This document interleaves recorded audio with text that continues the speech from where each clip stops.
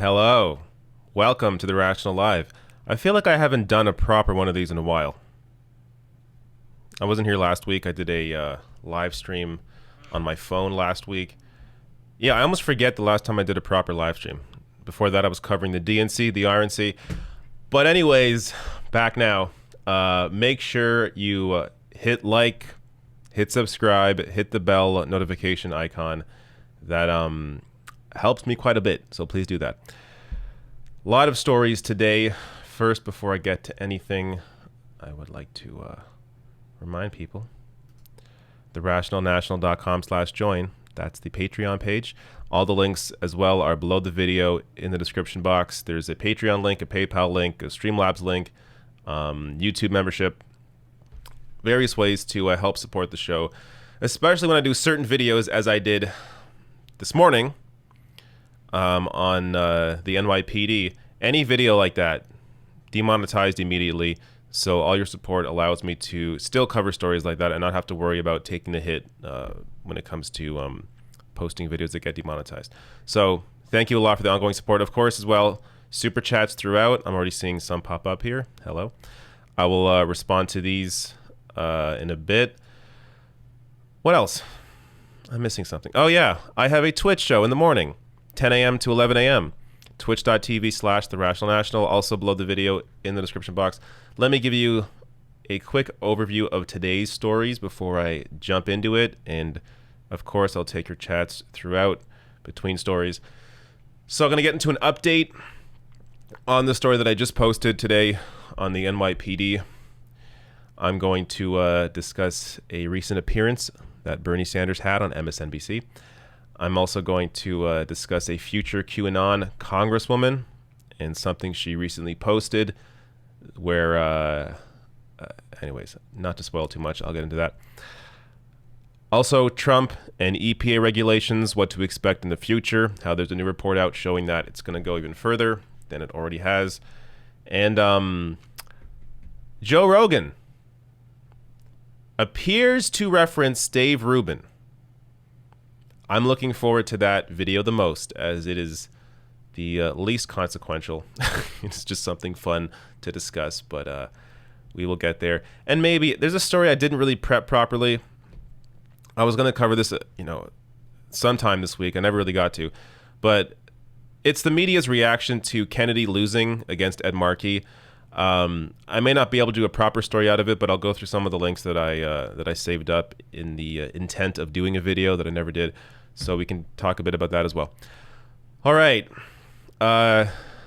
Since there's some chats coming in already, I'll grab these chats before I move any further, and then I'll get to the first story. The twat 12s. Oh wait, what? Whatever your name is, the 212s. Definitely read that wrong. The 212s says, "Hey David, just curious, how old are you? When is your birthday? Thanks for all that you do." I am in my mid-30s. My birthday's in November. That's all you need to know. Thank you for the question.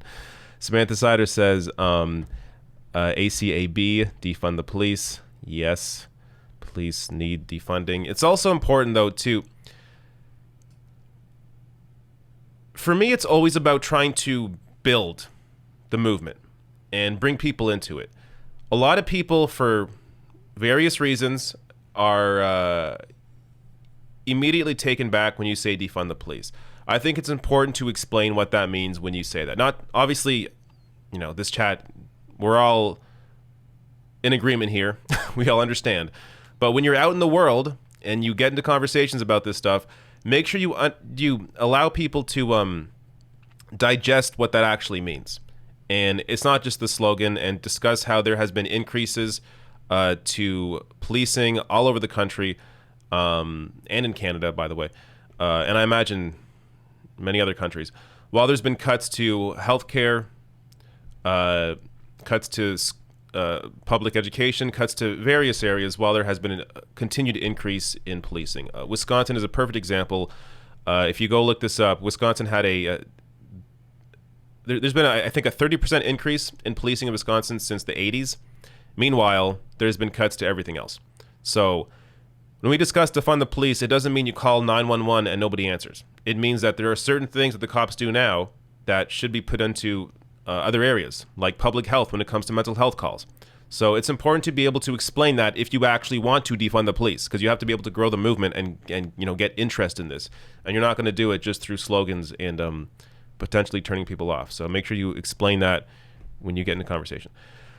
Lawrence says the way the NYPD is acting has made me go from defunding the police to abolishing the police real quick. Yeah, and that's a different discussion.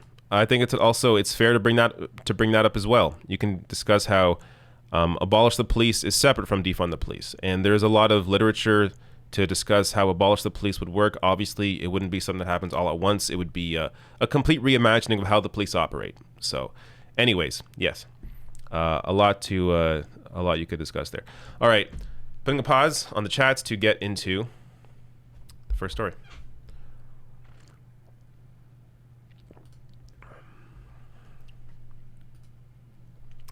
Thankfully, I caught myself because I was not recording on my program. Now I am. As I will post these segments later. All right.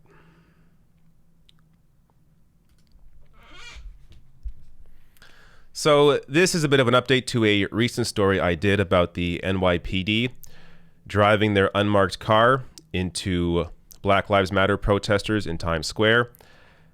This story that I initially did breaks it down, shows you the video, shows you why it was a cop, in fact, that did drive into these protesters. I will show you that video again, that not the actual driving into the protesters, but the one showing you that it's a cop. But initially, the NYPD had denied. They said they investigated this, and We investigated. It wasn't a cop. Don't know who it is. Wasn't a cop. Well, now that they've been exposed with the second video showing that it's a cop, the video beforehand, which, you know what, maybe I'll just show you that now as I talk over it. But I went over this in my first video on this. You see here, there are MAGA Trump supporters right here getting into an unmarked police vehicle while the cops come in to block the view of what is happening. You can see here a cop helping him into the vehicle, and then they quickly drive off. Well, that is the same vehicle that is caught later plowing into Black Lives Matter protesters. And that's an image. I showed the video. I'm not going to show it again, but I showed it in my first story on this. So the cops had denied in the initial story. In fact, I think it's even in here.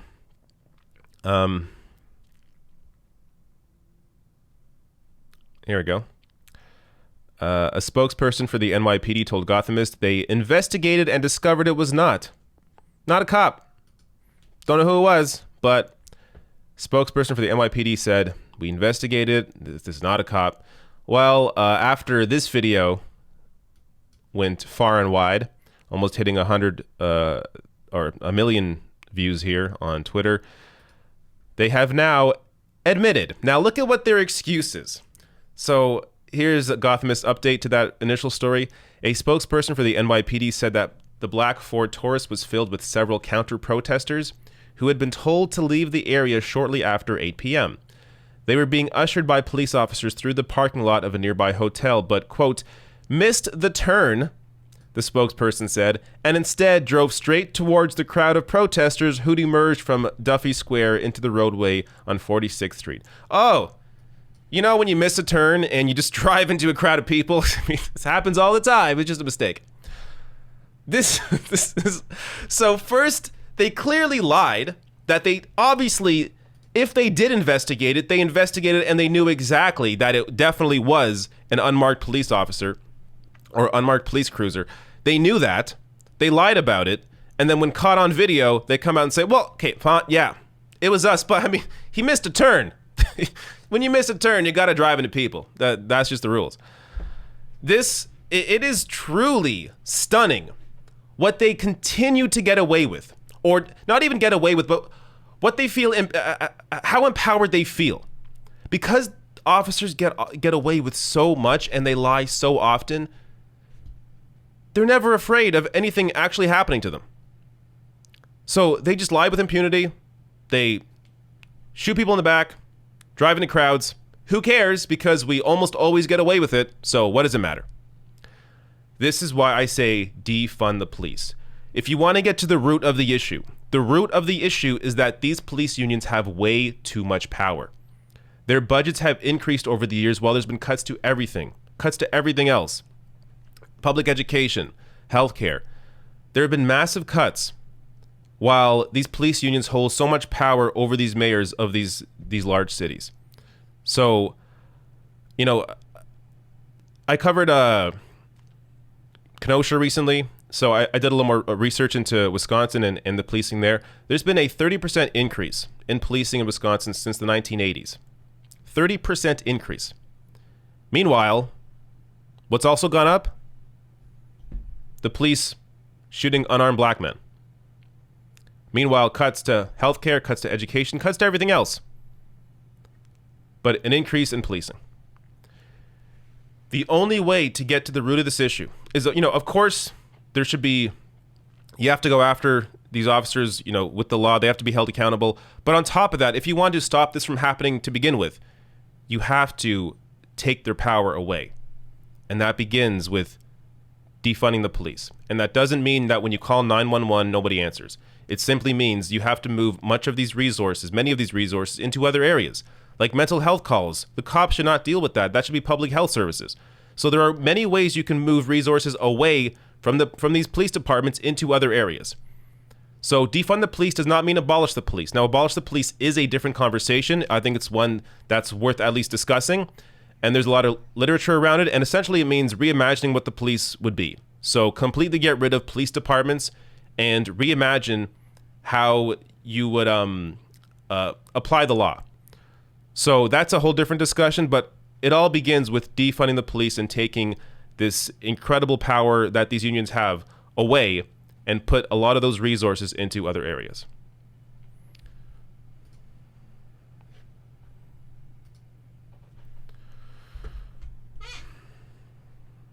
All right.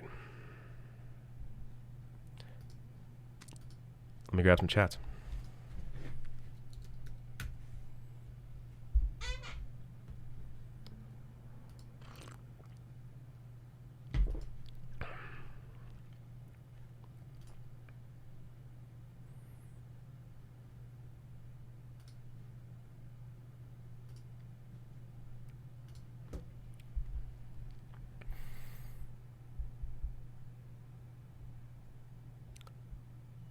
Adam Bryceland says Alex Morris and Jessica Cisneros totally need to run again. Justice Dems, we will find you. We will primary you. Love the show as always, David Mybro. Thank you, Adam, a longtime supporter. Yeah, 100%. If you, Cori Bush for me is the perfect example. Cori Bush lost by about, I believe, 35 points in 2018 against Lacey Clay. Ran again this year, beat him. Name recognition is a huge part of it. If you're able to have more people that know who you are by running that first time, then it's going to help you the second time around, especially if your platform is solid and the person you're running against has a weak record. So I think Alex Morris, if he runs again, can absolutely defeat Richard Neal. Jessica Cisneros, I think, absolutely can also win that district against Henry Cuellar. So yeah, definitely they should run again. Junie McGrath says, pretty sure you're going to talk about it, but have you seen the more recent polls of Biden regaining ground over Trump? I guess voters watched the RNC and said, yeah, screw those loony fascists. I actually didn't prep a story on polling today, though I should have. But yeah, I have seen some other polling coming out showing Biden is looking stronger than he was. There was a little dip there at the end of August. But yeah, this is what I said at the end of the RNC. The RNC, to me, did a better job at selling Joe Biden and Kamala Harris than the DNC did. And that's simply the fact that if you watched the RNC, even just one of the days, forget all four. I watched 3 completely, and then I watched a bit of the last one. I watched Trump's speech, or at least most of it. The thing speaks for itself. So if you see how crazy these people are, it should worry you. You don't want people that insane in power. And I think they made the best case for voting against him and voting in a completely different administration. Parker says, what percentage chance do you think a progressive has of becoming the 2024 presidential nominee? I think if Biden's approval rating is low, Kamala will step in. So I thought there wasn't going to be a big chance or much of a chance of 2024 being interesting until I heard some other theories. And I don't think Kamala Harris is going to easily win the nomination in 2024. I think it's obvious Biden will be out by then. He may even leave earlier. But I think that's obvious. And if Kamala Harris wants to, be the nominee in 2024, she almost has to start running in 2022. She has to have, there has to be complete awareness that Biden's stepping out, and knowing Biden, he's likely going to leave it to the last minute to figure out if he's going to run again in 2024. Ultimately, I don't think he will, but he's going to leave it so long that it will prevent Kamala Harris from really starting to campaign the way that she would need to if she wanted to definitely secure the nomination, especially if the Biden-Kamala Harris administration, again, we're assuming they win, but I don't think they're going to really deliver for people. I think they're going to stop the bleeding, but people aren't going to have healthcare guaranteed to them. People aren't going to have a universal basic income that they need right now. There's not going to be real substantial change. It's going to, at best, things will return to the way they were just before Trump came in. And that is at best. I don't even think that's possible. So things still won't be great. And it's going to open up this massive opportunity for there to be a real challenge to Kamala Harris. And I absolutely believe that there will be people that want to come in and challenge her. I don't think she is guaranteed the presidency in 2024. Obviously, I think she still comes in being with an advantage. Not even really being the favorite, but at least comes in with an advantage, being the VP, obviously. But I don't think that means she's guaranteed the nomination. Rad Zoso says, hey, David, the Biden campaign owns the keepamericagreat.com domain. Check it out. Sure. I don't know why they would even do that. Keep America great? Doesn't that imply that Trump has kept it great? I don't know. I don't know what that slogan even supposed to mean for them. But, if you watch the RNC, Pence's speech at the end, make America great again. He said that as if that was supposed to be this amazing, incredible line that people latched onto. It just sounds like you screwed up the first time. now you want to have, another opportunity. That RNC was crazy. Anyways, I'll pause there in the chats. Got to get back to the stories here. Of course, if you're new to this stream, I always want to remind you, I'm the only person doing this, so there is a bit of a delay or silence as I'm prepping the next story occasionally.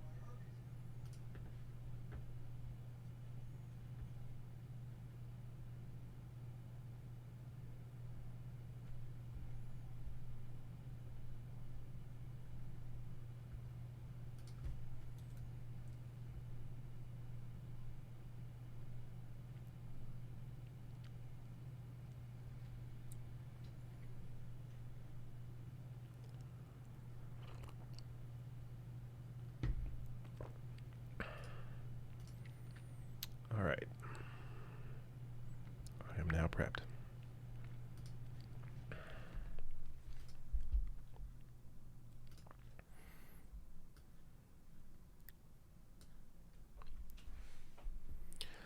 So Bernie Sanders was on MSNBC with Stephanie Ruhle, where he reacted to Biden's agenda being called socialist by Donald Trump and the GOP. Now, obviously, before we even get to the clip, Joe Biden is not a socialist. It's crazy to even think that. It's crazy to think he's being controlled by socialists. But let me play this clip and then I'll discuss this. How much do you and Joe Biden see eye to eye these days? Because Fox News and Republicans have adopted the talking point that Joe Biden has adopted your, what they call, socialist agenda. Is that true? Oh, that it were, but it's not. No, look, Joe and I agree on several areas and we disagree on other areas. But let me be very clear. Joe's agenda, it is not my agenda. If you like my agenda, it's not Joe's. If you don't like my agenda, it's not Joe's. But his agenda, his economic agenda, will improve life very significantly for working families all over this country. For example, Trump has talked about lowering the cost of prescription drugs, right? Talk and talk and talk, and yet we continue to pay 10 times more for the same exact prescription drugs that are sold in Canada 50 miles away from where I am talking to you. Joe Biden has a very specific plan to make certain that we in this country do not continue to pay by far the highest prices in the world for prescription drugs. Joe and I agree on that. We agree that you got to raise that minimum wage to a living wage of $15 an hour. Joe's health care proposal is not mine. I believe from the bottom of my heart The current system is dysfunctional. It's cruel. We cannot continue a system designed to make billions for the drug companies and the insurance companies. My view, not Joe's. But Joe's view, among many other things, believes that we should lower the eligibility age for Medicare from 65 to 60. Millions of people will now be eligible for Medicare. That we expand Medicare benefits to cover dental, to cover hearing aids, to cover eyeglasses. It's a huge step forward for a lot of people, double the number of community health centers in America. So people have access to primary health care. So Stephanie, no, obviously the Republican Party lies all of the time. Joe and I agree on some issues. We disagree on other issues. But his proposals will finally begin to address some of the real crises facing working families. Okay, so I'm going to get into a couple of the policy things that Bernie Sanders brought up here. But first, ultimately, I think the best argument is what Cornel West talked about. Cornel West, who, by the way, headlined the People's Party convention. I am for a People's Party. I think it's important to push for all these various avenues, whether it's primarying out Democratic leadership, as we've seen so far with, Joe Crowley, Elliot Engel, Lacey Clay, all being primaried out by just Democrats, whether it's unionizing your workplace, building up movements like the DSA, Black Lives Matter, running in local races and state races. On top of all that, I think it's important to understand here what Cornel West brought up in that People's Party convention. An anti-fascist vote for Biden is in no way an affirmation of neoliberal politics. In this sense, I agree with my brothers and sisters like Noam Chomsky, Angela Davis, Paul Street, and Bob Avakian. So what he is saying here, I think, is obvious. You don't a vote for Biden doesn't mean you're endorsing him. It means you simply are voting against Trump. You're getting out the neo-fascist. You're recognizing the importance of ending this era, of cutting off this tumor to be able to build for the future. So one of the key differences between Obama in 2008 and Joe Biden now is that Obama ran as a progressive. Obama was a talented politician. Obama gave grandiose speeches that put a lot of people to sleep and made people think that he was working in their best interests, when in reality he was very much just your standard neoliberal Democrat. Joe Biden, there's no illusions. You know exactly who he is. We've seen his record. There's already a built-in movement against Joe Biden from the left, meaning that from the start, we can begin to continue building this left movement, continue putting pressure on Democrats, both in the Senate, in the House, and the administration, and also allow people to become aware of how much of a failure neoliberal politics is when the Biden administration implements their agenda, and it doesn't include health care for everyone. It doesn't include a universal basic income.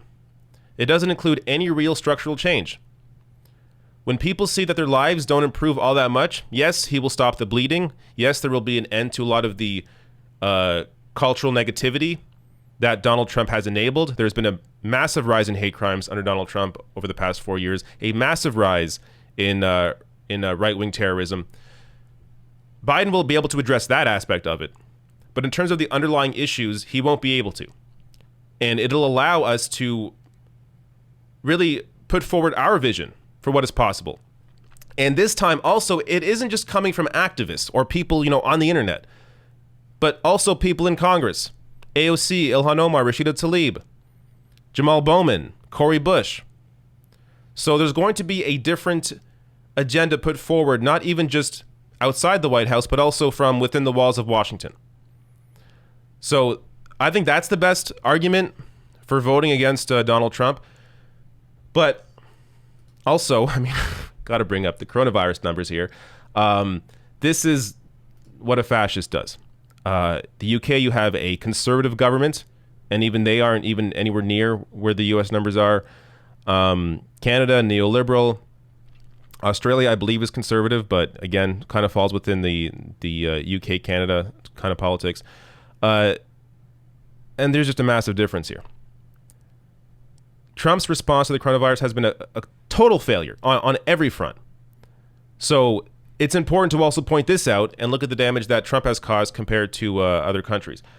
But let me go into some of the things that Bernie Sanders brought up in that clip. So Bernie brings up pharmaceuticals, how Joe Biden's platform, which, honestly, I don't talk about all that often. And part of the reason is because Joe Biden doesn't talk about his platform. So he's not really running on it. And that's, I think, an issue. Even though his platform is, of course, not the Bernie platform and it doesn't offer all that much, there are obvious differences between him and Trump at the very least. And it also allows us to begin the conversation closer to our position. So this is the same thing I talk about when I talk about negotiating when it comes to politics. You should always go further left than you actually want. That way, if you have to compromise at all, you compromise to your own position. So the same thing applies when it comes to the right. Ain't no compromising with a fascist. You can't compromise with a fascist. Not happening. But with Joe Biden's positions are closer to our position, meaning that we can end in a place closer to our position than you can ever with Donald Trump. But getting into some of those details. So Bernie brings up pharmaceuticals. Here from Vox, a crackdown on pharmaceutical pricing and surprise billing. This is from the Biden platform. Surprise medical bills that leave consumers stuck with potentially tens of thousands of dollars in ER bills they had no ability to avoid have attracted increasing political attention in the past couple of years, thanks in part to reporting from Vox. I don't really care. But Biden proposed to tackle this with a new rule that would bar providers from charging out-of-network rates in situations like emergency surgery when a patient has no choice over which provider she sees. Biden also promises to engage in more vigorous enforcement of existing antitrust legislation in order to block provider concentration to bring prices down.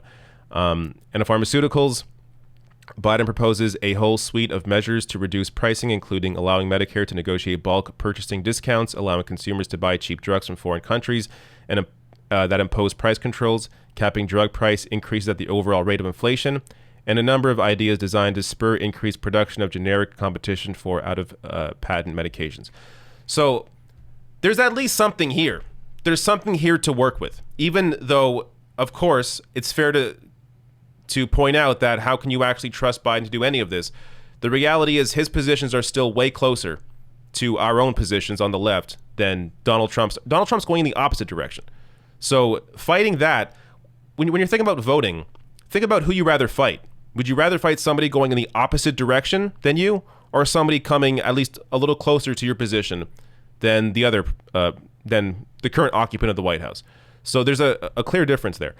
Also, on the minimum wage, this is one that Biden really should discuss more often. I think it was brought up once during the DNC, showing you that, many times Democrats are their own worst enemy, even when they have a good position. But Biden wants a $15 minimum wage, which I do think with the pandemic is more likely, seeing the situation that many Americans are in. I covered a story recently on evictions where, this is why the jobs numbers mean nothing. Nothing. Because one of the people in that video on evictions, they got a job. So they lost their job because of the virus, then they got a new job, and they still got evicted because they're just not being paid enough. So many Americans, work full time and just can't afford to live because the minimum wage is so damn low. So this would have a direct positive impact on many people's lives. And of course, yes, still isn't high enough. In fact, if the minimum wage rose with inflation since the 1960s, it would be around, I think, $22 an hour, around there. So $15 an hour is nowhere close, but still, it's moving in the right direction. So the thing I like about Bernie's approach here is that he has honest criticisms of Biden that he has not let go of, that he shouldn't let go of. When it comes to issues like healthcare, he brought up how, him and Biden have a very different platform when it comes to healthcare. But he's also able to recognize that it's a lot more productive of us to have Joe Biden as the opponent in the White House than it is to have Donald Trump.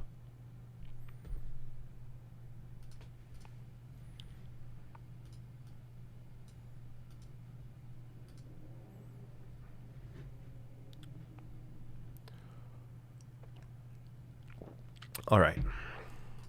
Let me grab some chats. By the way, this weekend, if I have time, I might be on Twitch and playing a game. Tony Hawk came out today. I played a little bit of it last night, and it's really, really good. So brings me back to childhood. So I may play a little of that over the weekend. If you're into that kind of thing and want to come chat on Twitch, then jump on over. Link is below the video to the Twitch page. All right, chat's here. Where am I? Always lose my place.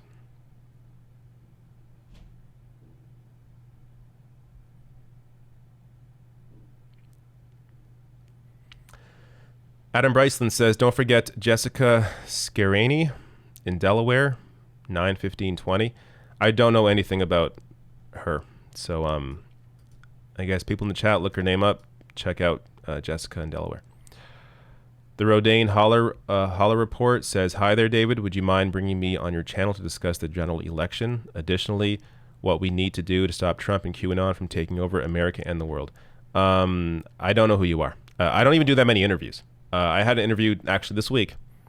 Dimitri Lascaris, Green Party of Canada leadership candidate. Check it out. He's an incredible politician. But bottom line is I just simply don't have, I don't do many interviews, and I will not, but I appreciate your offer. Ravi Premi says, howdy with the heart. Thank you, Ravi, for the very generous super chat.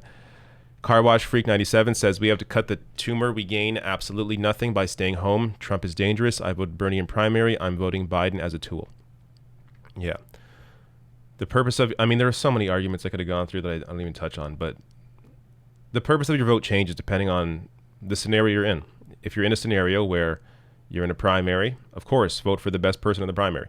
If you're in a scenario where you got two garbage choices, you vote for the person that you rather fight. Vote for the person that you rather have in the White House as an opponent. And I don't want a fascist. Henry Volt says, I'd really rather just vote for Nina Turner for president instead of Kamala. Who would not? Of course. It would be amazing if Nina challenged Kamala Harris in 2024. It's possible. Anything's possible. The Rodan Holler Report says the Keep America Great domain by the Biden campaign was the campaign mocking the slogan, list the failures and corruption of Trump's administration. Oh, okay. Is that even their slogan now? Keep America Great? I guess that's one of their slogans, but I'm trying to figure out why Mike Pence said, make America great again, again. Because that sounded like he was using that as a slogan, which is ridiculous. Dylan O'Leary says taking over the Dem Party is a better strategy than a third party. Mainstream media can't afford to ignore a third party. They can't afford to ignore the Dems' thoughts. I think do both. Look, personally, I absolutely think you can take over the Democratic Party. You're already beginning to knock off leaders. They're not all that popular. Like, this is what you discover. It's people that have power in the Democratic Party, they're not popular with their own constituency. So you saw that. Joe Crowley got knocked off by an unknown at the time, AOC. Jamal Bowman knocking off Elliot Engel. Cory Bush knocking off a 50-year dynasty in Lacey Clay. His dad held the seat before he did. So if that can happen, you can take over the party. The party is simply a shell. People want to treat the Democratic Party like it's a person. It's not a person. It's just a name. It's a brand. It's a shell. Once you replace the leadership in that party, you take control. So I agree with you. At the same time, I also have nothing against it. There are people out there that simply are not going to agree with you and me on this issue. And I think that's fine. I think it's fine that they put their energy into something they are passionate about. And if they're passionate about a third party, then by all means. I think it's fine to build that power as well from the outside. I think there's enough people for all of this stuff. So you can't, it's hard to funnel everybody into one direction because you could try, but you're just not going to do it. So I think it's fine to have this all the above approach. But yeah, I agree with what you're saying, but I have nothing against building a third party as well. Miracle Jenkins, thank you for your super chat. Okay. Pausing there to prep this next story.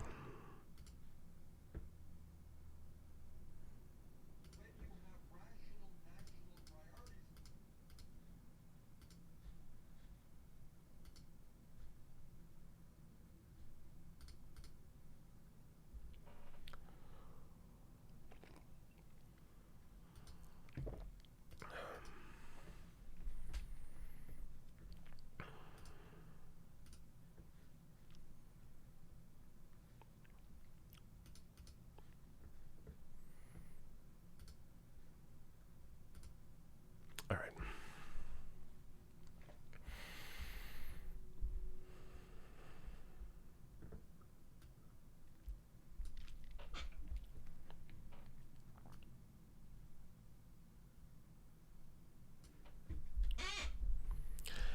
A soon-to-be Republican Congresswoman, Marjorie Taylor Greene, is a QAnon believer.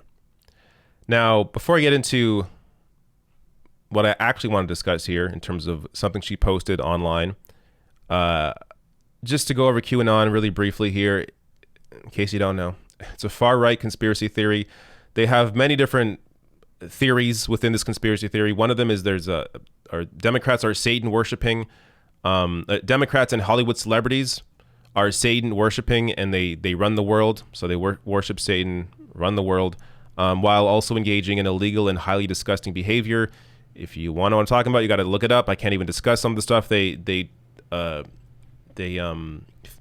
theories of, but they also think that Democrats and Hollywood celebrities are for a life-extending chemical that they have to extract from children. And that also Trump is waging a secret battle against the deep state. Anyways, this lady's crazy. She's about to be in Congress. She's running. So she won the primary for her district and is likely, because her district is red, is likely going to end up being in Congress. Just quickly, to end on QAnon here. From BuzzFeed News, Donald Trump just praised QAnon, which the FBI has called a domestic terror threat.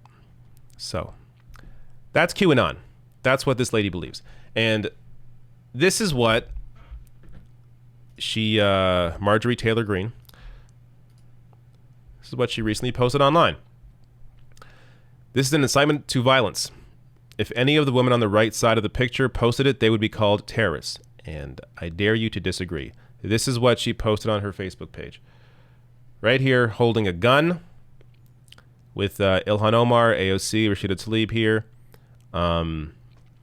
Caption, defeat the Democrats, squad's worst nightmare.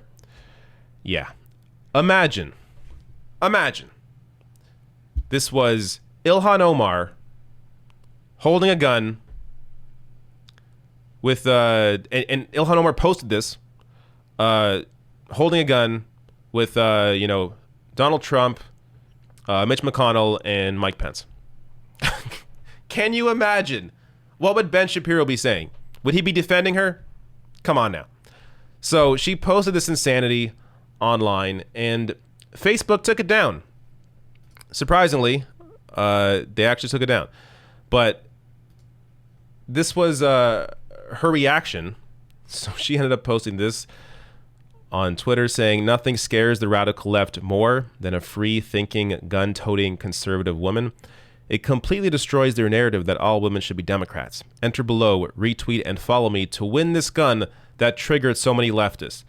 So she is fundraising off of this image that is inciting violence against Ilhan Omar, AOC, and Rashida Tlaib.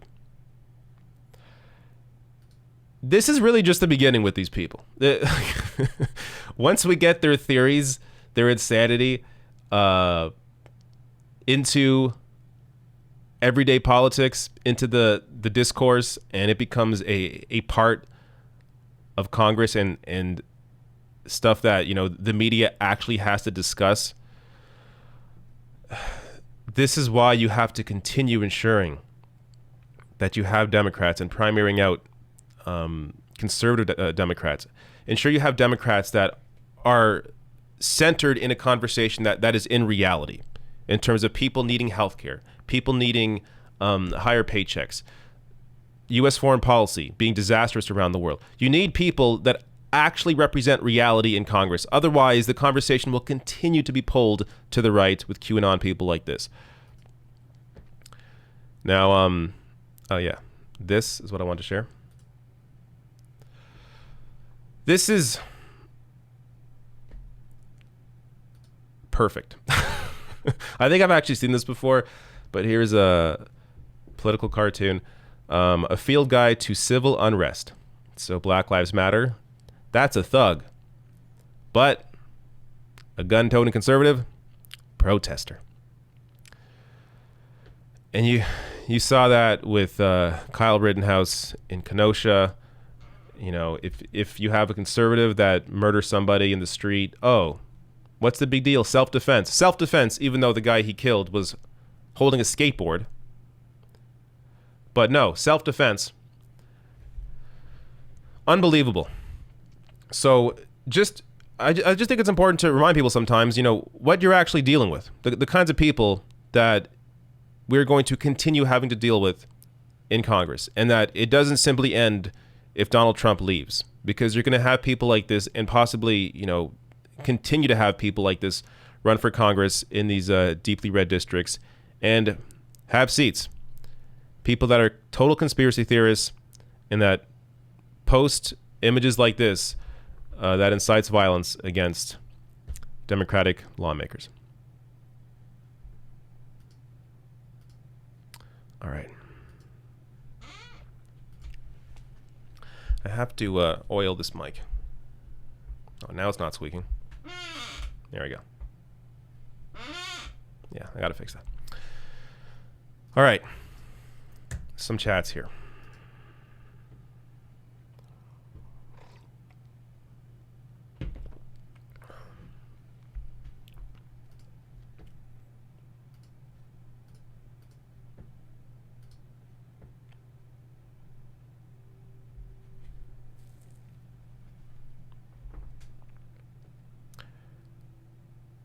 Anthony Moss says, looking to run for Ontario Parliament as an NDP at some point. Any tips? Oh, you are? Any tips? Well, I lost my race, so I don't know why you're asking me. Be prepared for tons of work. It is running for political office is a lot of work, especially if you are in a party that is a lot smaller than the major parties, or especially if you are in a riding that has a smaller NDP. So if you're running in a race or running in a riding where the NDP historically haven't been all that strong, you may have like 3-4 people around you to help. So it's going to be a lot of work on you to be able to run for that, and also be prepared to lose, because that's just how it. Many of these ridings, they have a history going back, decades, where it's liberal or conservative, and it's really hard to break that unless you are somebody who is a known quantity in that area and are able to, or you're running on a wave. If you're lucky enough to run on a wave where, say, the NDP that one year they took over all those seats in Quebec, I believe. So unless you're running on a wave like that, it's going to be tough. Or maybe if you're well known in the community, then you have a better shot. But just be prepared for a lot of work. And I don't know, just be honest, do your best. I think ensuring that you aren't too on script either. Like, of course, know your stuff when it comes to the positions you have, but don't be overly prepared when it comes to public speaking, when it comes to debates, when it comes to town halls. Talk with people on an honest personal level and from experience. So if you're honest with people, if you are open about what motivates you, I think helps a lot. So just run as an honest politician, and I think that's what a lot of people are dying for right now, because they keep seeing these cookie cutter politicians pop up, and people are tired of it. So if you really stand out and have great positions and have a history in that community, you have a good shot. Shelby Hull says, vote Biden. If we lose the Supreme Court, no progressive agenda will be seen in my lifetime. Yes, Supreme Court is always one to bring up. Unfortunately, it's almost gotten to a point now where people almost tune out when you mention it, even though it's a very legitimate point to bring up. Michael Cuomo says, with Trump's mini strokes comment reminded me of another dictator. Do you think Kim Jong-un is alive? Mini strokes comment. I'm not even sure what you're referring to exactly. But every day there's something new with Trump. Like today it was the big story about him disparaging like veterans. Obviously. It's like, I'm waking up to Twitter and people are just realizing that Trump's an asshole. Whatever.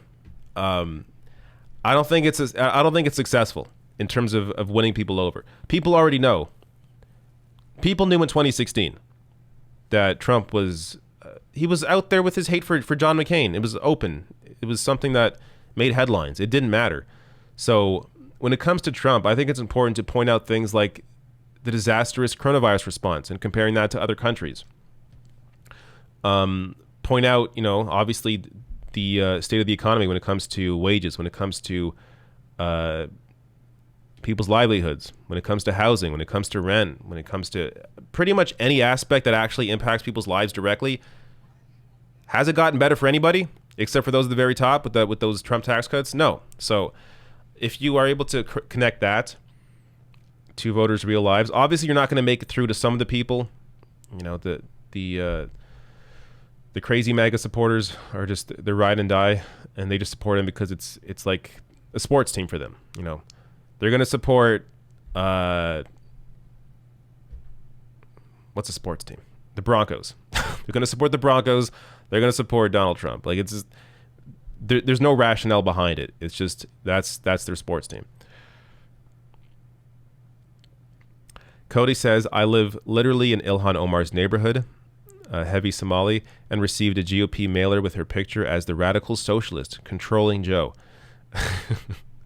That would be amazing. If Ilhan Omar was the one pulling the strings behind Joe Biden, I would love nothing more. Unfortunately, it's not the case. Literal Ale says, my first time since 2008, I will vote for a Democrat, barface, but I signed up yesterday as a volunteer for the People's Party movement, doing both. There you go.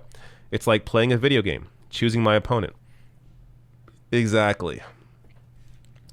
See? There you go. I like to hear that. Both involved in, putting your energy towards some kind of grassroots movement and also understanding the importance of getting out a neo-fascist. All right, pausing there to prep my next story. Don't worry, we're getting to the Joe Rogan, Dave Rubin story. It's coming. First, it's more important things.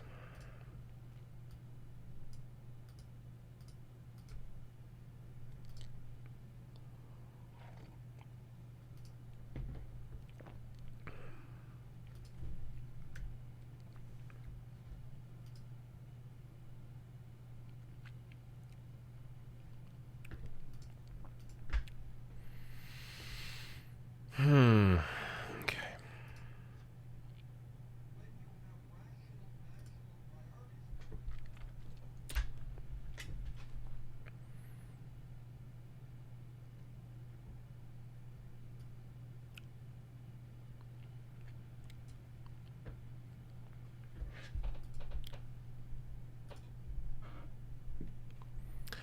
So there is a new report out showing that Donald Trump is going to roll back even more environmental regulations if he wins the election in November.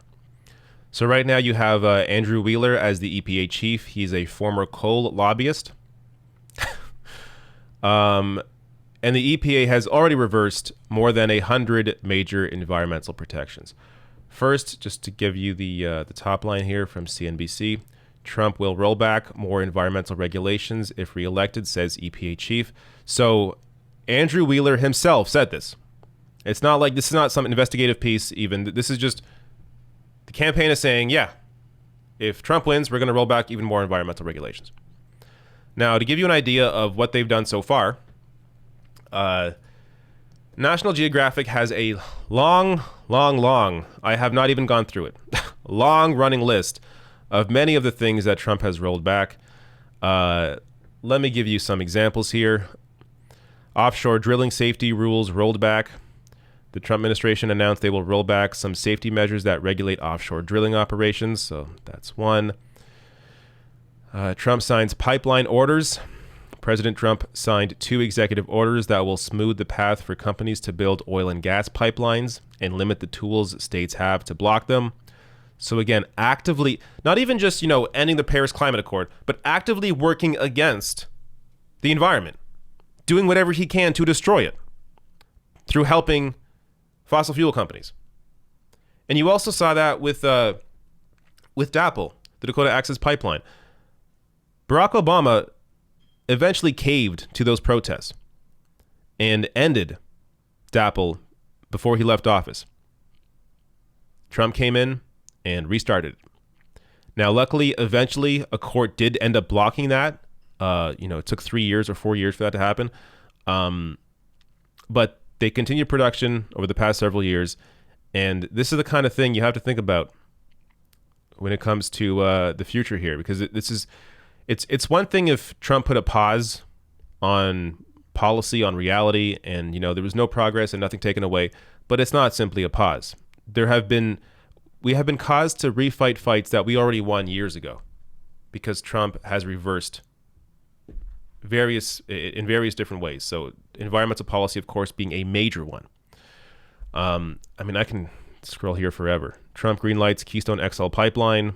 Like, we could just oil and gas companies get access to sage grouse habitat. Yeah. So we can just keep going on here. I will link to, so when I cut this out of the live stream, I'll link to all this below the video. So, or if you could just look up National Geographic running list of how President Trump is changing environmental policy, you'll find it. Go through the list. It is a long one. Give you some other major ones here. So this was posted back at the end of last year. Trump is rolling back over 80 environmental regulations. Here are 5 big changes you might have missed in 2019. So I think they mentioned them here. Major actions in 2019 include loosening regulation on methane emissions, repealing the Obama-era Clean Water Rule, weakening the Endangered Species Act, and rolling back offshore drilling safety regulations, which I already mentioned. So, yeah, just there is no way, like, the left has no voice here, obviously.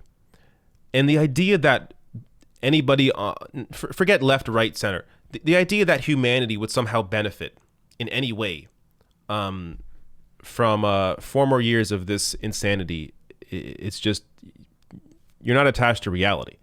It's important to end the bleeding now. Another example here, this is from the Public Employees for Environmental Responsibility. Criminal enforcement collapse at EPA. Also not a surprise here. So Trump, of course, has not gone after various violations of environmental regulations that, a normal administration would. But Trump lets it go because corporations have all the say. Remember back in 2016 when he was running as the anti-establishment candidate? Oh, somebody different. An outsider. Not at all attached to Washington. He gets in, and even if you want to continue loving your dear leader, people that are actually in charge doing the policy are directly connected to massive corporations, to Wall Street, have absolutely no connection to the lives of real people and to the reality, when it comes to the environment especially, have no connection to the reality that we continue facing a climate crisis that nobody in power is taking seriously.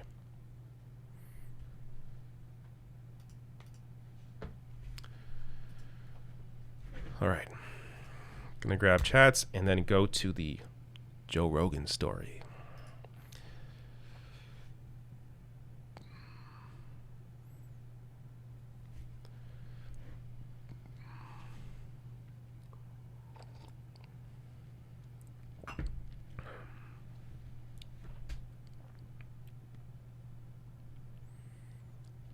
I think I stopped here. Ryan Sipes says, guys, please support Jessica Scarane. It's Scarane or Scarani. I don't know how to say her last name. Endorsed by the BNC, if you can. Help spread the word about her like Mike of the Humanist Report did. Cool. A chance to win a Senate seat. Mike does a fantastic job covering all of those races. So yeah.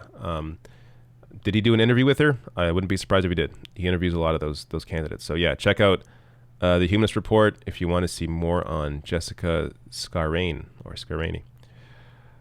The Sing on the Left says, don't forget David, the first person he shot in the back of the head and ran away and just... Oh, you're talking about Rittenhouse? Says, don't forget David, the first person he shot in the back of the head and ran away. And just look at the other domestic terrorists. They go in alive, not dead. Yeah. Yeah. I covered enough of that Rittenhouse stuff. The hypocrisy is so ridiculous. Like, you had all these conservatives come out and defend that murderer.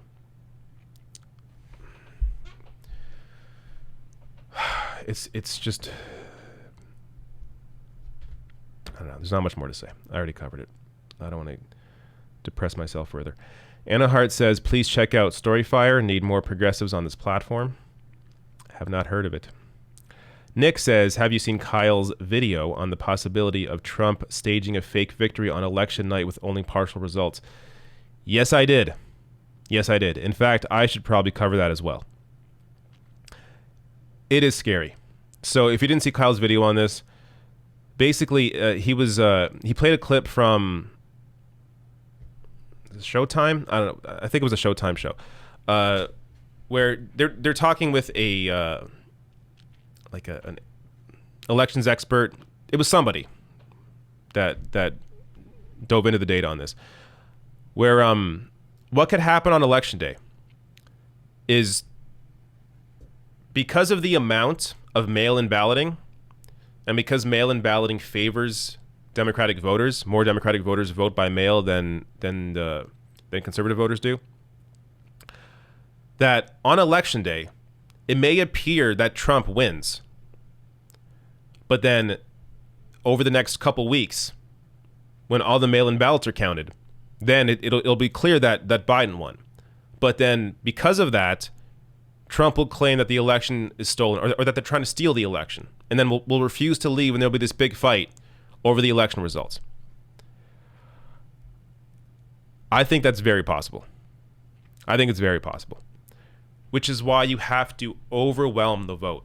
This is why I even say, if you're in a safe state, this is a time where, look, in 2016, Trump had no power. He wasn't president. It's different now. He has power. Even if you're in California or New York, if it were me, I would still vote for Biden.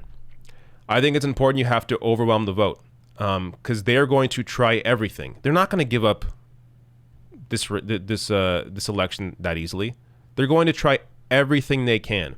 And if they can claim victory on election day because all the mail-in ballots aren't counted, they absolutely will. You know they will. So the only way to combat that is to ensure the popular vote is so overwhelming that it can potentially destroy or hinder the ability for Trump to claim victory on election day. So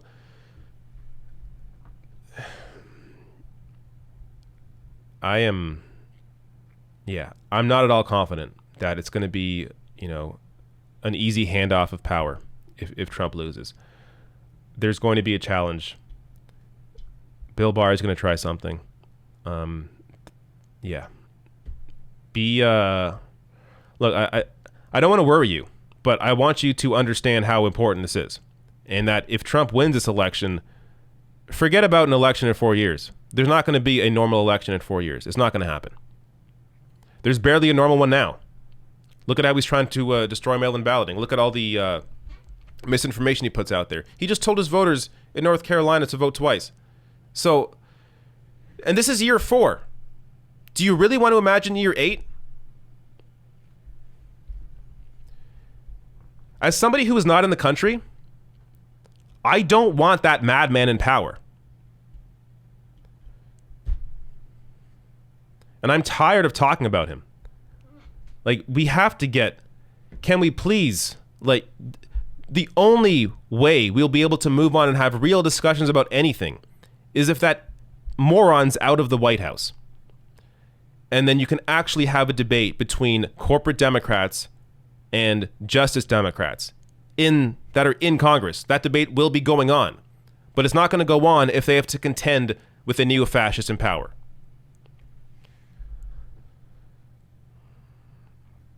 Chris Chuck says, hey, David, what did you study in college? So I went to college a couple of times. I have two different college diplomas. I have one in business, which honestly, I forget most of it. It's one of those things where you're pushed into college too early. Like when I was 17 years old, you want me to choose my future at 17 years old? No, I had no idea what the hell I wanted to do. But I got into it was called e-commerce, so it was more online business, but it was business. And yeah, so that's the first one. I should have waited, honestly, before I went to school the first time. But whatever, it was fine. And then I also have an education in video production.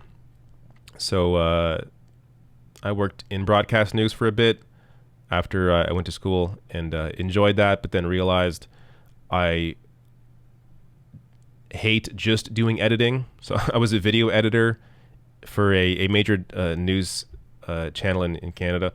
And it got to the point where it was just too formulaic. So there are some people who, they enjoy that kind of life. They want to stick to one thing, and that's fine for them. I wanted, what I did to be a little more fulfilling. So I didn't get what I wanted out of just editing video.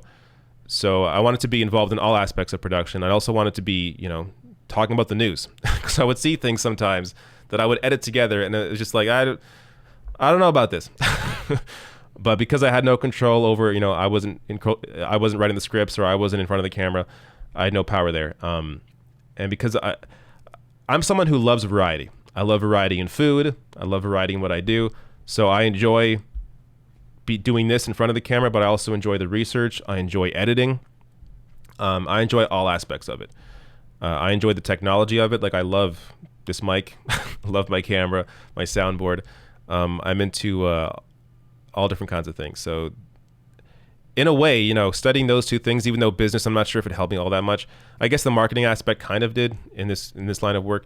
But ultimately, obviously, the video production background helped a lot when it came to setting up this channel. All right, pausing there because got to get to the Joe Rogan story that I'm looking forward to. Not sure if anybody else is, but I really enjoyed this clip, and I want to talk about it.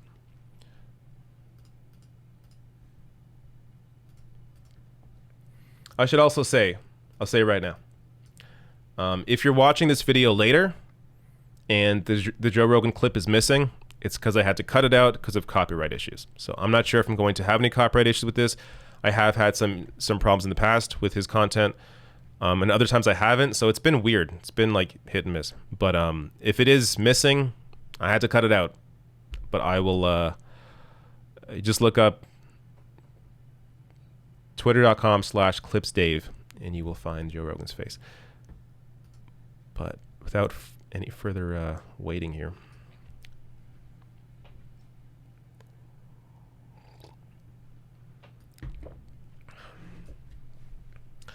So Dave Rubin is a former TYT host turned classical liberal, then turned open conservative. He's had quite the transformation over the past 3 years. He's had a problem getting back on Joe Rogan's show. So you're going to see a clip of that in a minute. But before I even get there, I've done several videos on Dave Rubin over the years discussing how he's a grifter, how he clearly has no political ideology, how people that were close friends with him have now been very open and honest about Dave Rubin was essentially just chasing money, and that's why he left TYT and eventually did his own thing and got backed by the Koch brothers for a lot of his early work, at least. And now it's part of Blaze TV. Anyways, he's gone through a crazy transformation, chasing money. And it appears now that Joe Rogan is aware that Dave Rubin is a grifter. I quite enjoyed seeing this clip online. So this was posted by Dave Rubin Clips, which is a fantastic account on Twitter. If you're on Twitter, follow them. But check this out. Here's the thing. Even if people are wrong about many things, or even, I'll explain this better. Even if you disagree with the way people feel about so many different things, it doesn't mean you can't be their friend. It doesn't. And I'm telling you, we got it wrong, that's so man. sweet. Here's what's important. What's important is whoever that person is, they got to be sincere. Now, as soon as you feel like someone's a grifter, you got to cast them out. Right. You got to cast them That's out cool. because they got to figure that out on their own, and they got to apologize. That's cool, man. Listen, you can be wrong, but you have to be honest. And if you're just bullshitting, then I can't hang out with you. Dude, hey, will I go on Rogan's podcast? I asked him, and our PR people asked him about a bajillion times to go on for my book. We did not get a response as far as I know, so I don't know what happened there. It's a little weird for me to say that publicly. I don't know what happened. And people like to get sneaky and use, no, I'm a classic liberal. yeah, because Oh, it's, what is that? What is that? You're a Exactly. fucking Republican. and it's funny. There you go. Now, obviously, look, he's not clear that it's Dave Rubin, but he's not gonna say it by name. He clearly doesn't want to make a thing out of it. He doesn't want it to go viral. He doesn't want a clip like that of him going after somebody who used to be on the show. He doesn't want that online. But I think it's pretty clear who he's talking about here. And I also look. I gotta say, I totally understand Rogan's position here. In terms of this clip actually allowed me to better understand Rogan's thought process when having people on. Now, I wish he would sometimes recognize that somebody is a grifter before he brings them on the show. Dave Rubin's a perfect example. It was clear he was a grifter before he was on the show. Tim Pool, another great example. But it allows me to understand when he brings someone on like Ben Shapiro.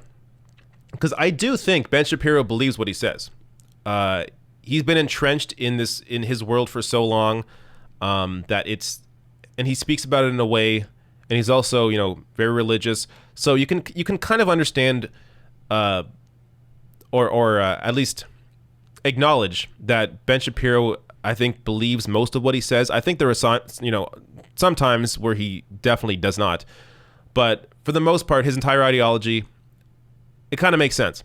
Especially when you see Ben Shapiro just come out, straight up and say that he doesn't think empathy should be involved in politics.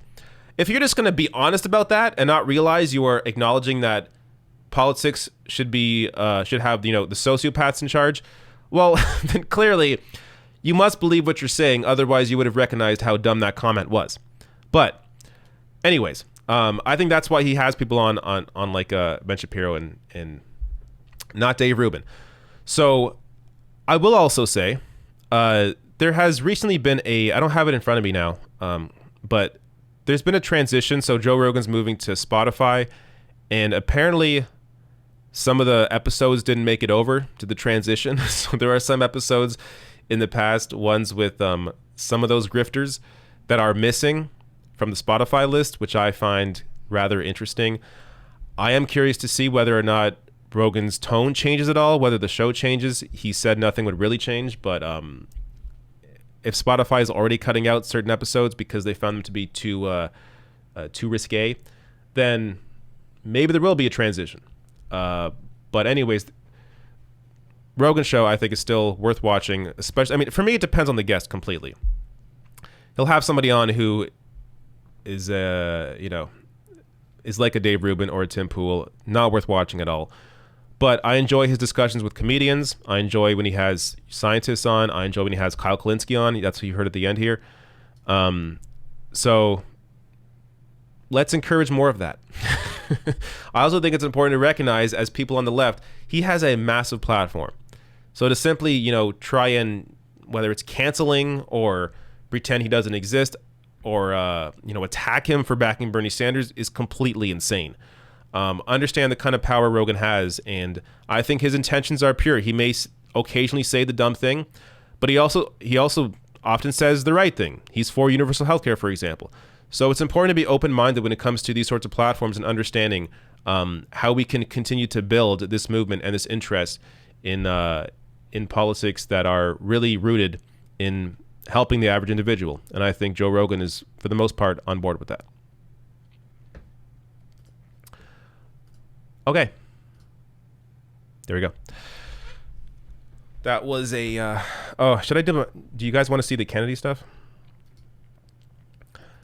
The story that I kind of planned but didn't really know if I had enough to work with here. But I'll go through some of this. I saved some of these links. I'm going to be all over the place, but this isn't a normal segment, so bear with me.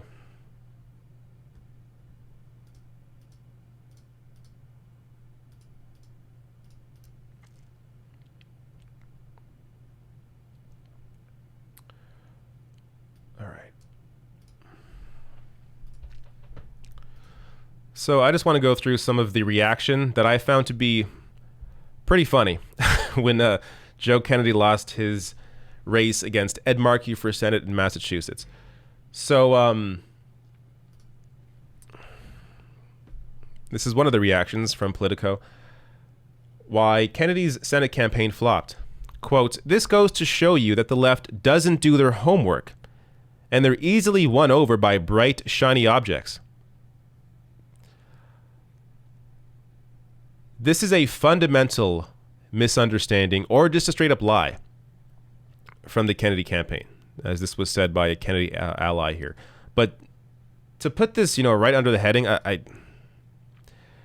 when there is no truth at all to it, is fairly suspect and kind of shows you the entire mentality that the corporate press has to Ed Markey versus Joe Kennedy.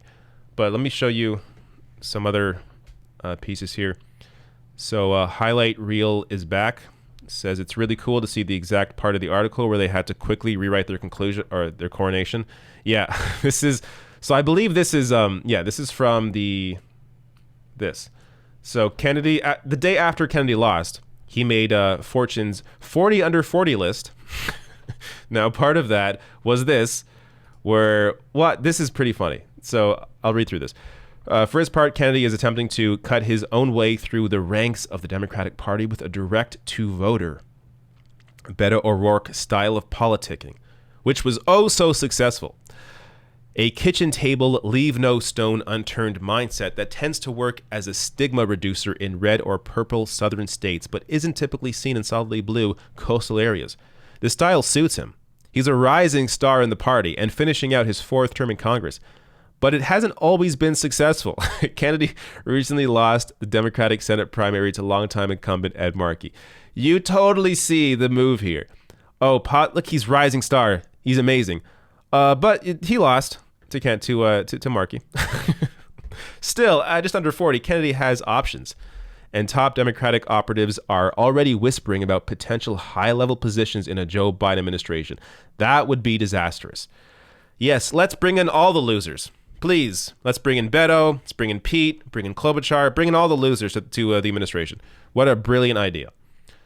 But you see here the complete love affair that legacy media has with these dynasties.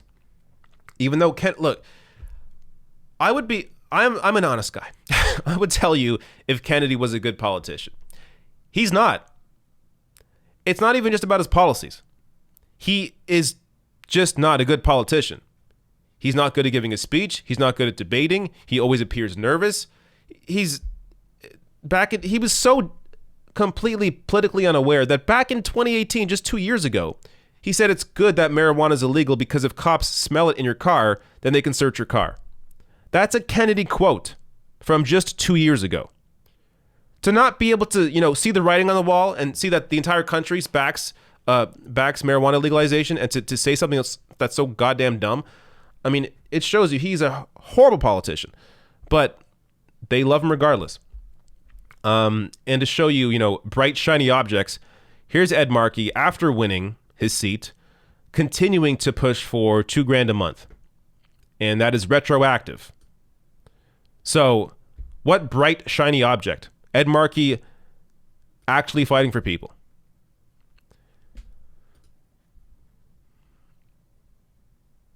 And I saved this link. Some of these links, I don't even recall what they were, but let me read this. The outpouring of support for Markey pretty effectively disproves the claim that leftists are holding out for a perfect... Yes, great point here. The outpouring of support for Markey pretty effectively disproves the claim that leftists are holding out for a perfect politician who doesn't exist. All you have to do is unambiguously support a few of our big priorities. Exactly. So, one of the criticisms that the left often gets is that, oh, you're purists. You want the perfect politician. They don't exist. You hate everybody. Well, Ed Markey, no. He has some, bad votes in his past. He voted for the Iraq War, but he was an obvious person to back over Kennedy. So given the right choices, we know who to back. There is no, purity test here for these politicians. If you have admitted to your mistakes and actually support policy that people want to see, we're perfectly fine. Part of understanding what humane politics is about and what being a progressive is about is understanding that people grow, people learn, change, grow. So to hold a position somebody had 20 years ago against them, if they have completely changed today and are supporting what you were fighting for today, we don't do that.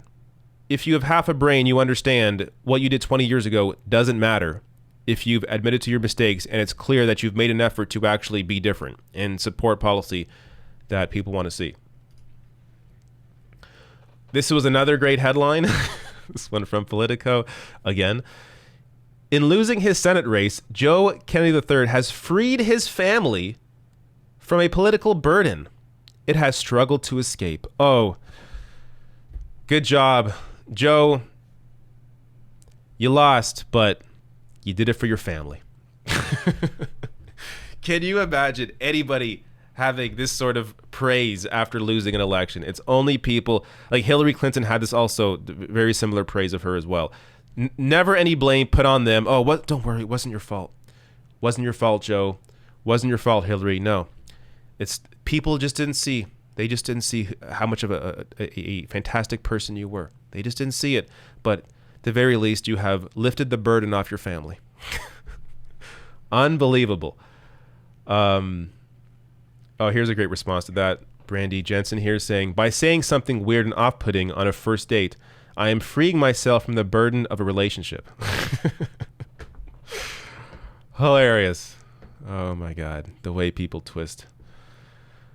The way the media twists these losses into victories is just unbelievable. All right. Let me grab your chats, all of them, before I get out of here.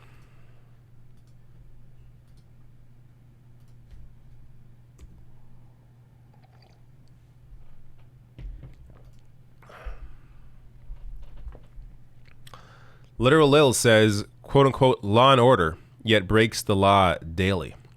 LOL.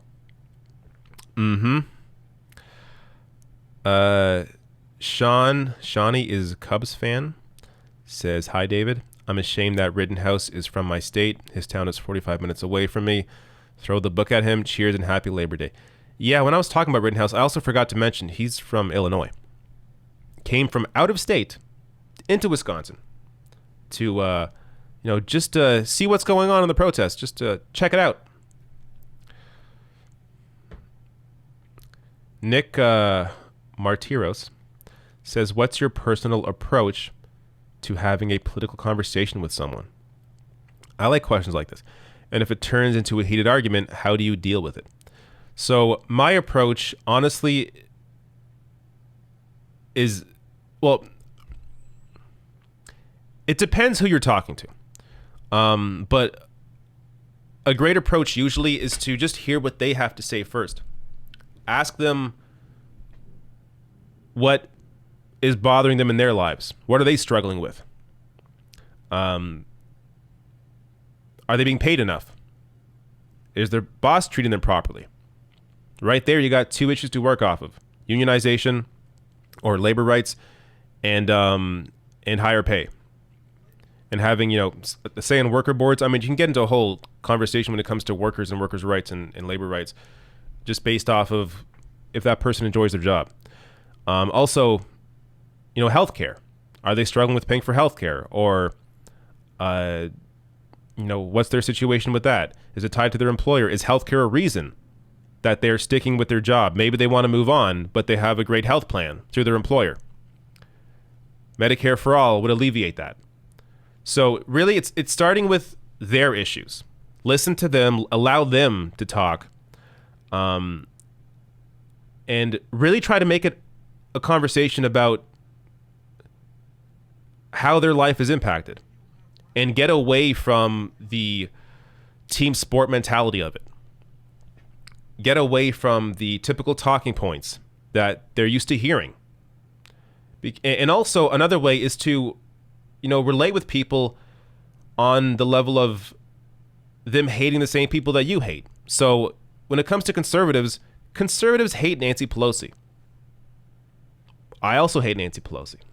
So you can, right there, you have a jumping off point, and you can discuss why Nancy Pelosi is a problem and agree, yes, she has stood up for, the wealthy elite, and discuss the alternative. Discuss the fights that AOC has had with Nancy Pelosi. When it comes to even something like the endorsement that Pelosi had of Kennedy, after Pelosi said she would never endorse any challenge to a sitting Democratic lawmaker. So both listen to what their issue is, and also be able to relate to them on various levels, whether it's hatred of certain politicians, whether it's struggling with healthcare, struggling with wages, struggling with the cost of housing. So there are all different ways to begin conversations like that, but really listening is, I think, a major part of it that people often lose. And if it turns into a heated argument, how do you deal with it? You don't allow it to turn into a heated argument. And also go into a conversation like that understanding that you're likely not going to change that person's mind on the spot. So don't expect to change their mind on the spot. What your objective should be is to simply plant some seeds. Just relate with them on, Pelosi, I hate her too. She did this, this, and this. And walk away. And let them sit with that thought. Wow, that guy that backs Bernie Sanders, he also hates Nancy Pelosi.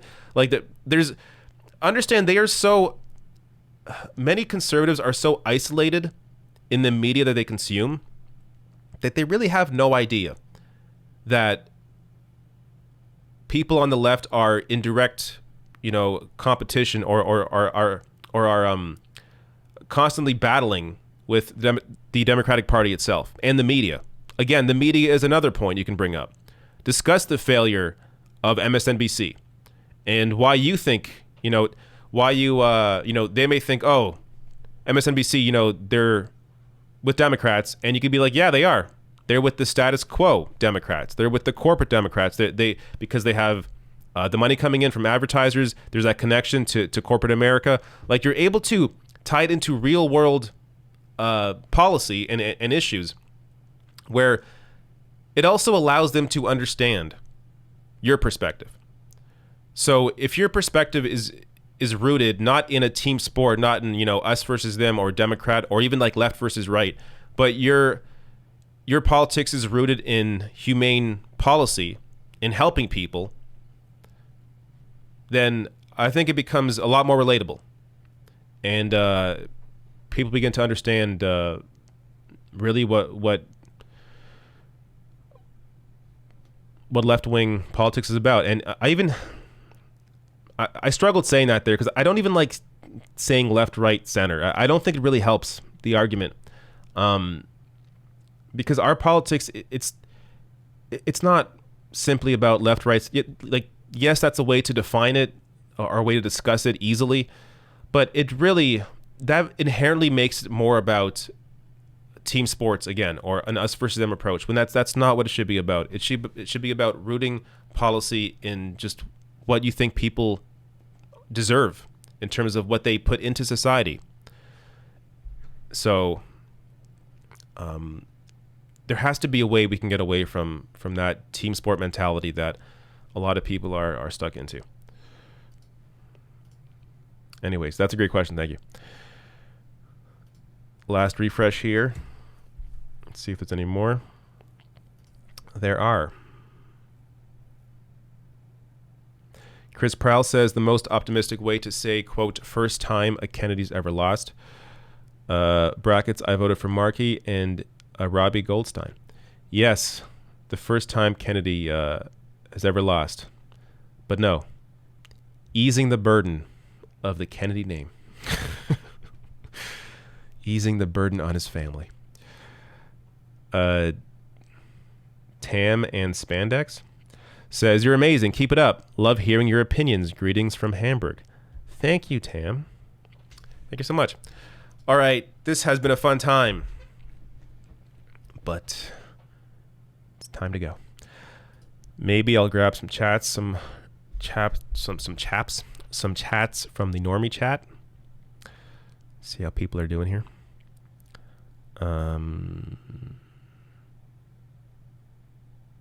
Bella Moon says, good point, David. Too many labels. Yeah, labels are always a barrier to progress.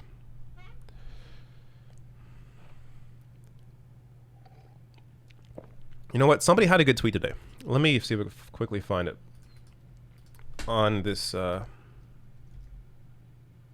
very issue.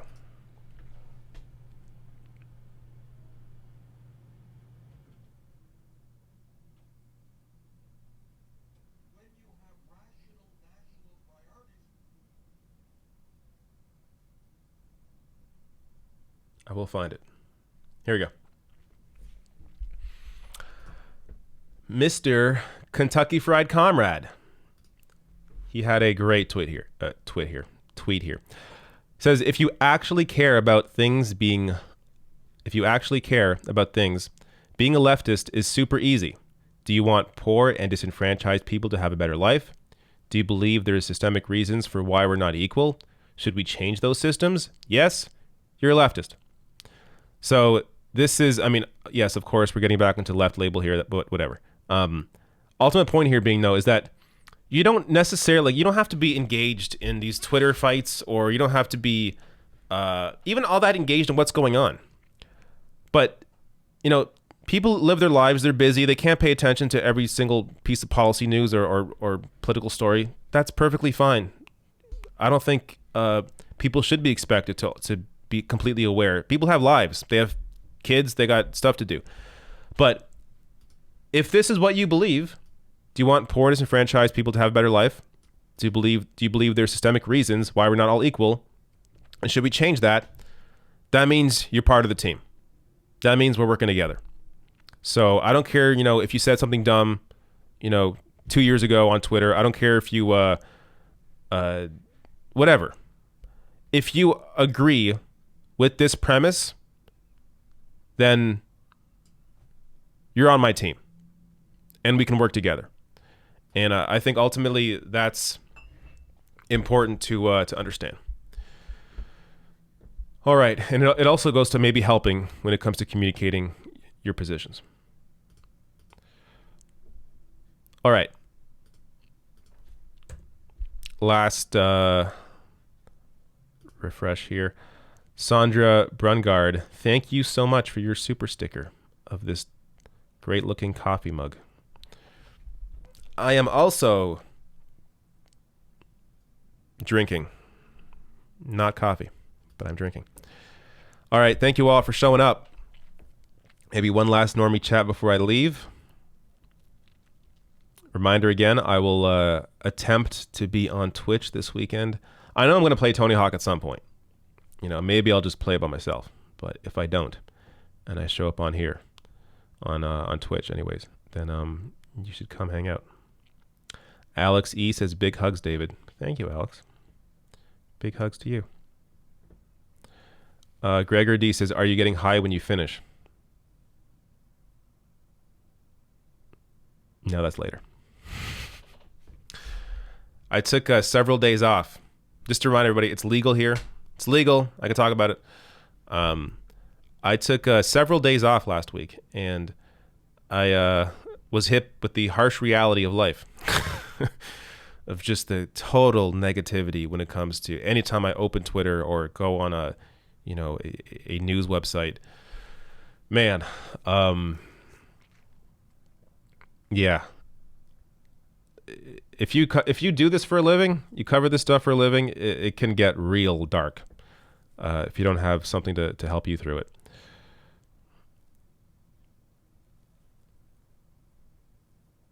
All right.